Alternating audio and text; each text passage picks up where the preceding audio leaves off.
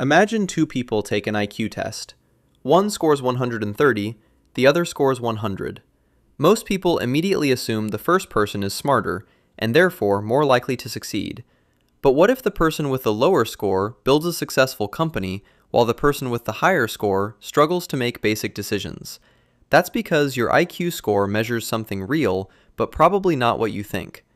IQ stands for Intelligence Quotient. Modern IQ tests measure things like pattern recognition, working memory, verbal reasoning, and processing speed. Research going back decades shows IQ does predict school performance and certain job outcomes fairly well. But here's the mistake. People take one measurement of intelligence and treat it like a complete measurement of a human being. It isn't. And once you understand what IQ leaves out, you may never look at intelligence the same way again. Think of intelligence like physical fitness.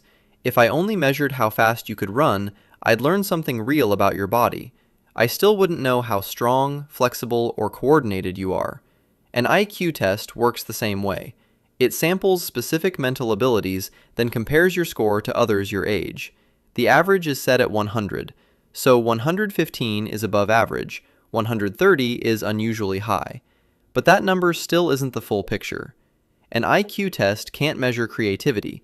It can't tell if you can persuade a room, read someone's emotions, or stay calm in a crisis. It doesn't measure discipline, curiosity, courage, or your willingness to keep going after failure. Picture an entrepreneur facing a collapsing business. Recognizing patterns helps, but survival comes down to composure, communication, and the courage to make an ugly call. This is why someone can be brilliant at abstract problems and terrible at running their own life. Your score doesn't exist in a vacuum either. Sleep, stress, health, and even how familiar you are with test taking can shift the result. Exhausted or overwhelmed on test day, you get a weakened version of your own ability, not the real one. Your brain isn't a fixed number stamped on a label. Knowledge, strategy, and problem solving all keep improving with practice, even if the standardized score itself moves slowly. High intelligence is an advantage. It's not a guarantee. A fast car can still travel in the wrong direction. Smart people procrastinate. They overthink instead of act. They explain away mistakes instead of learning from them. Meanwhile, someone with average cognitive ability but relentless consistency can make progress every single day for 10 years straight. Success comes down to traits working together: the ability to learn, the discipline to apply it, the humility to spot your own mistakes, and the resilience to keep going when the first attempt fails. IQ might hand you the first one. It does nothing for the other three. So does IQ matter? Yes, but it's a tool, not a verdict. It describes how your mind performs on specific tasks.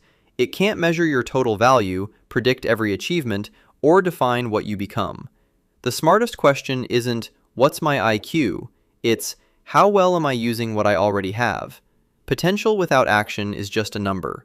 Ordinary ability, applied consistently, becomes extraordinary. So answer this honestly. Would you rather have an IQ of 140 with no discipline, or an IQ of 100 with relentless consistency? Drop your answer in the comments and tell me why.